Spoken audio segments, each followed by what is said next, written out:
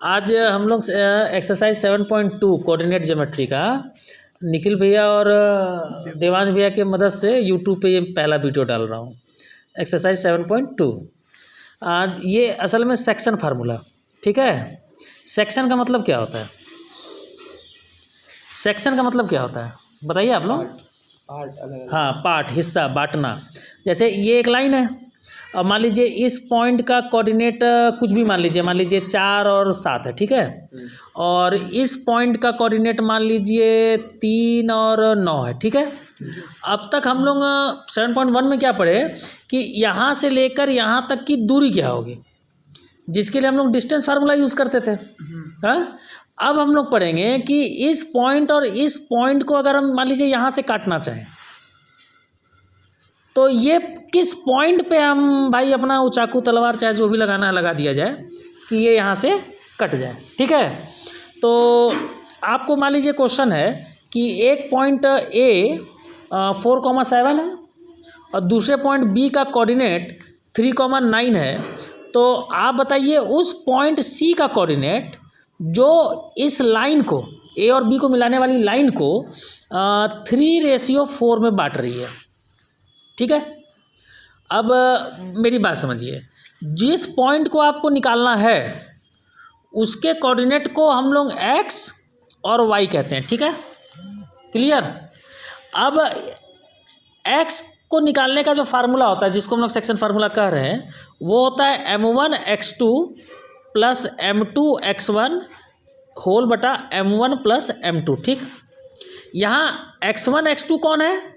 तो अगर आप इसको पहला पॉइंट मान रहे हैं तो ये 4 आपका x1 हो गया। अगर इसको दूसरा पॉइंट मान रहे हैं तो ये 3 x2 हो गया। ये दोनों बदल सकते हैं, ठीक ना। अगर इसको आप x1 मान लिए, ये आपका x1 हो गया, तो ये m1 होगा और ये m2 होगा। माने ये x1 है तो ये m1 होगा, ये x2 है तो इसके साथ वाला ये रेशियो m2 होगा, ठीक है। तो x1 आपको क्लियर हो गया, x2 समझ गए, m1 और m2 समझ गए। तो अब फार्मूला पे रखिए, सेक्शन फार्मूला क्या है? m1 x2, तो m1 की जगह 3, ठीक है, और x2 की जगह है आपका यहाँ भी 3 है, प्लस m2 की जगह 4, x1 की जगह 4 बटे m1 प्लस m2 मतलब 3 प्लस 4, क्लियर है। तो 3 3 जा 9 और 4 4 जा 16 और 3 में 4 जोड़े तो 7, तो 25/7 ये आपका पहला कोऑर्डिनेट x का वैल्यू आ गया। कोई दिक्कत? बोलो हाँ ना यार। हाँ, अब y, तो y का फार्मूला हो गया m1 y2 plus m2 y1 बटे m1 प्लस m2, क्लियर। ये सेक्शन फार्मूला है, दोनों का 2 बार लगेगा, एकदम आसान है। इस पर बैठाते चले जाइए, बनते चला जाएगा, ठीक है। तो रखिए, वैल्यू रखते हैं m1 क्या है? 3, y2 क्या है? 9 प्लस m2 की जगह क्या है? 4 और y1 क्या है? 7। अब m1 प्लस m2 मतलब 3 प्लस 4, ठीक है। तो 3 9 जा 27 और 4 7 जा 28 और नीचे 3 4 7 हो गया, ठीक है। इन दोनों को जोड़ दीजिए बटा में 7 और यहाँ कितना हो जाएगा? 55/7। तो आपका आंसर क्या हुआ? पॉइंट सी का वैल्यू क्या हुआ?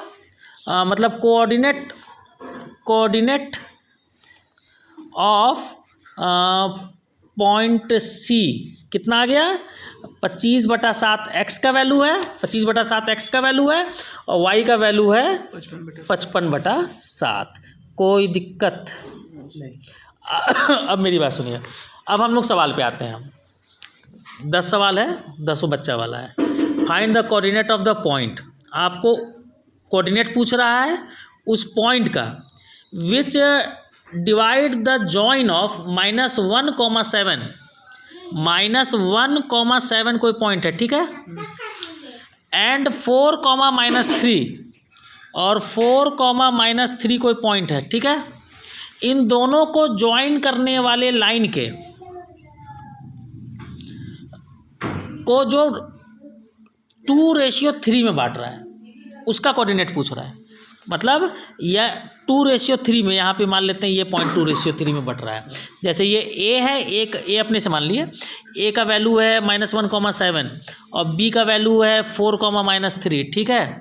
और ये पॉइंट सी हम मान लेते हैं 2:3 में बांट रहा है, ठीक। तो M1:M2 कितना हो गया आपका 2:3। ये क्वेश्चन में गिवन है। ये x1 हो गया, ये y1 हो गया, ये x2 हो गया, ये y2 हो गया। आपको इस कोऑर्डिनेट का वैल्यू पूछ रहा है, माने xy पूछ रहा है। आई बात समझ में? आपको कुल मिलाकर एक फार्मूला यही पता है, M1x2 प्लस M2x1 बटे M1 प्लस M2। आपको इस फार्मूला में M1 M2 पता ही है, देखिए 2/3, x1 x2 पता ही है, रख दिए, x निकल गया।